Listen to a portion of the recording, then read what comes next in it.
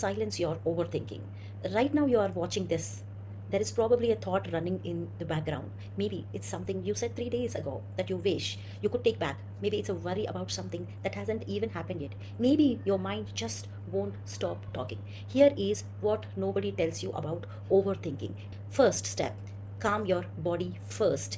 When you are spiraling, your body has gone into fight or flight, heart racing, breathing shallow, muscles tight. Your nervous system thinks you are being chased by a tiger. You cannot think clearly from this state. So before anything else, you have to reset your body. Here is 5 minutes parasympathetic reset protocol I'm going to tell you.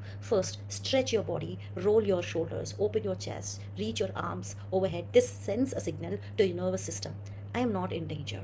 So the first is stretching for 60 seconds, and next 4 7 8 breathing. So this do it for 2 minutes, like inhale 4 counts, hold for 7 and exhale for 8. The long exhale activates your vagus nerve, your body's natural brake pedal. So do this 4 times and then slowly walk with arm swing. Walk slowly, let your arms swing side to side in rhythm, and this bilateral movement calms the sympathetic nervous system. It's the same reason rocking a baby works.